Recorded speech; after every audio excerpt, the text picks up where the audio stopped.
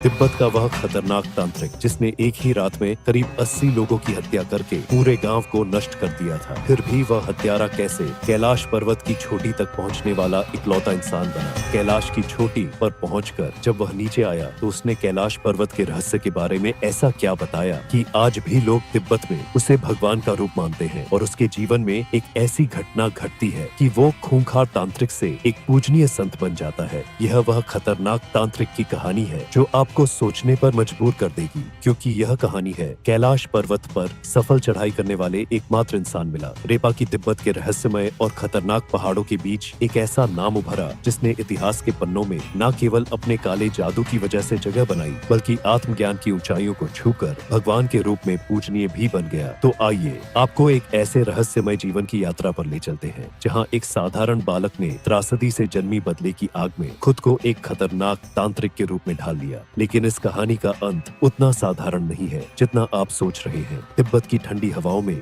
एक समय ऐसा भी था जब जीवन शांति और समृद्धि से भरा हुआ था। 11वीं शताब्दी के उत्तरार्ध में तिब्बत के दक्षिणी भाग में स्थित एक गांव में थोपगा का जन्म हुआ था, जिन्हें हम मिला रेपा के नाम से जानते हैं। वो एक सुखी संपन्न परिवार में पले बढ़े। उनके पिता एक सफल जमींदार थे जिनकी संपत्ति भूमि और पशुधन गांव में प्रतिष्ठा का प्रतीक थे। मिला रेपा का बचपन आराम और प्रेम में बीता। अपने माता पिता के इकलौते पुत्र होने के नाते उन्हें हर खुशी और सुविधा मिली। उनके साथ उनकी छोटी बहन भी थी और परिवार का जीवन खुशहाल था। लेकिन जीवन में कोई भी स्थिति स्थिर नहीं रहती, सब कुछ बदल जाता है और ऐसा ही हुआ। मिला रेपा के साथ जब मिला रेपा केवल 7 साल के थे तब उनके पिता का अचानक देहांत हो गया। इस मृत्यु ने परिवार को आर्थिक और भावनात्मक रूप से हिलाकर रख दिया। अपने अंतिम समय में उनके पिता ने एक वसीयत बनाई जिसमें कहा गया था कि जब तक मिला रेपा बड़े नहीं हो जाते तब तक उनके चाचा और चाची परिवार की देखभाल करेंगे और संपत्ति का प्रबंधन करेंगे। यह वसीयत इस उम्मीद के साथ की गई थी कि परिवार को कोई कठिनाई नहीं होगी। लेकिन उनके पिता की मृत्यु के तुरंत बाद हालात पूरी तरह बदल गए। चाचा और चाची जिन्होंने पहले अच्छे संबंधों का दिखावा किया था अब पूरी तरह से बदल चुके थे। उन्होंने संपत्ति पर अधिकार कर लिया और मिला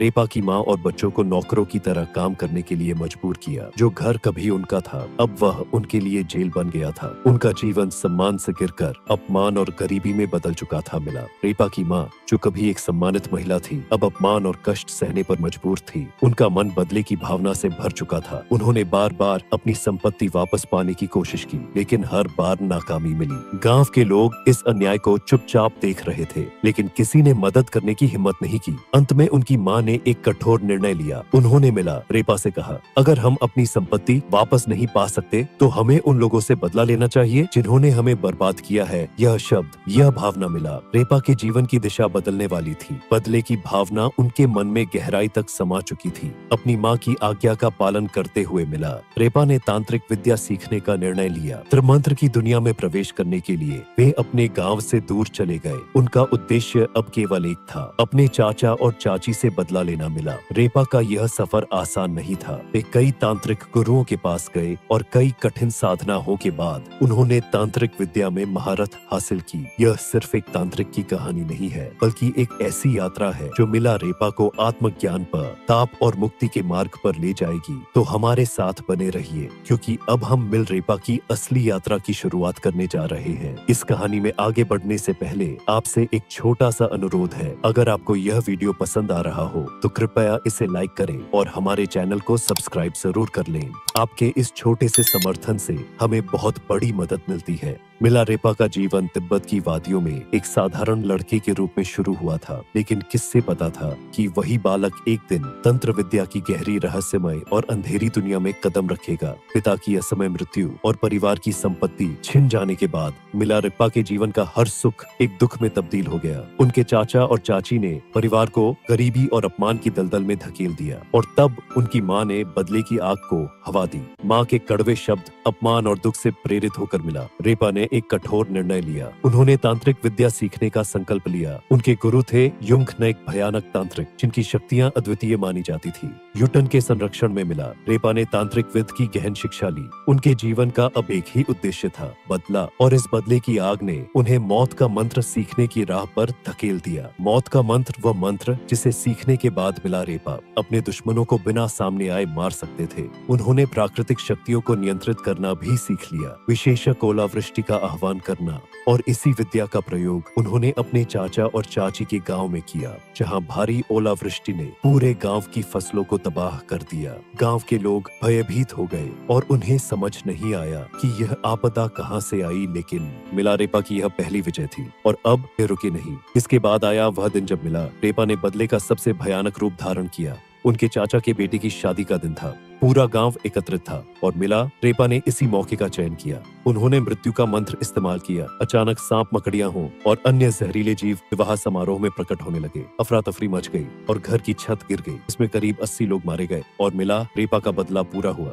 मिलारेपा की मां को गर्व हुआ। उन्होंने गांव में घोषणा की कि उनका बेटा बदला ले चुका है। लेकिन मिलारेपा के मन में कुछ और चल रहा था। बदले की आग में जलने वाले मिलारेपा को अब यह एहसास हो रहा था कि उन्होंने क्या खो दिया। वे अपराध बोध से घिर गए थे। कई निर्दोष लोग मारे गए थे और बदले से जो संतोष मिलना चाहिए था वह अब एक भयानक पश्चाताप में बदल चुका था। यहीं से शुरू हुआ मिलारेपा का आत्मिक सफर। उन्हें एहसास हुआ कि काले जादू और तांत्रिक शक्तियां उन्हें शांति नहीं दे सकती।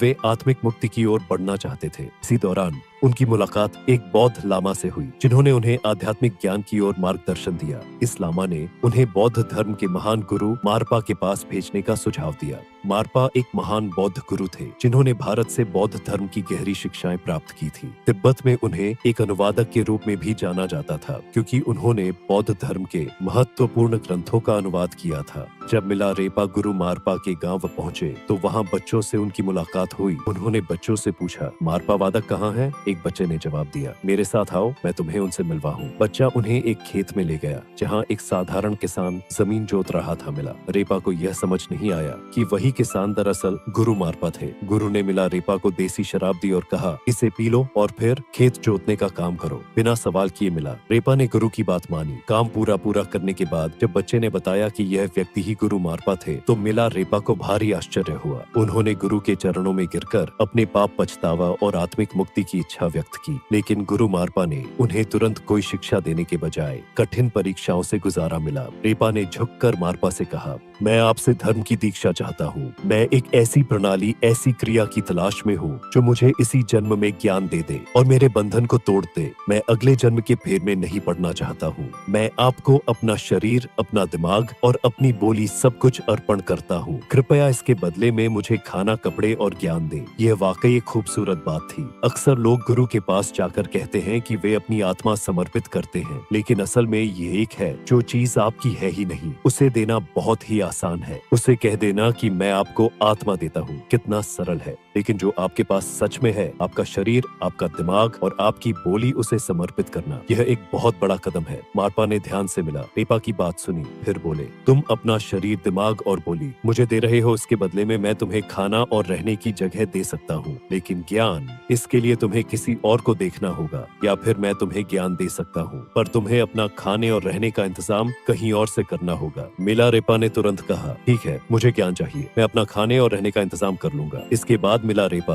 भिक्षा न के लिए निकल पड़े, ताकि पूरे साल के लिए भोजन का इंतजाम कर सके। वे दूर दूर तक भिक्षा मांगते रहे और एक बोर भर गेहूं इकट्ठा कर लिया। साथ ही उन्होंने एक पारंपरिक तांबे का बर्तन भी खरीदा। जब वह भारी बोरा लेकर मारपा के घर लौटे तो गलती से बोरा गिर गया और तेज आवाज हुई, जिससे मारपा नाराज हो गए। मारपा बोले, तुम्हारे इस व्यवहार से तो ऐसा लगता है कि तुम इस घर को भी अपने चाचा के घर की तरह बर्बाद कर दोगे। अब यहाँ से चले जाओ। मिलारेपा ने गिड़गिड़ाते हुए कहा, मैंने आपसे कहा था कि मैं भोजन लाऊंगा और मैंने अपना वादा निभाया। बोरा भारी था, इसलिए मुझसे संभल नहीं पाया। मारपा ने गंभीरता से कहा, तुम्हारे बोरे को रखने के तरीके से ही तुम्हारे व्यवहार का आकलन होता है। मिलारेपा की कठिन यात्रा में एक बड़ा मोड़ तब आया जब उन्होंने अपने गुरु मारपा की पत्नी दगमेमा से मदद की गुहार लगाई। दगमेमा ने उनके प्रति सहानुभूति दिखाई और मारपा से कहा, आप मिलारेपा को क्यों नहीं सिखाते? वह अच्छी तरह से हमारी सेवा कर रहा है। मारपा ने जवाब दिया, अगर यह मेरे बेटे के लिए 3 कोनों वाला घर बना देगा तो मैं इसे सिखाऊंगा, लेकिन शर्त यह है कि इसे अकेले बनाना होगा, किसी की भी मदद नहीं लेनी होगी। मारपा ने मिलारेपा को पहला कार्य दिया, एक गोलाकार टावर का निर्माण करना। यह काम उन्होंने अकेले करना था,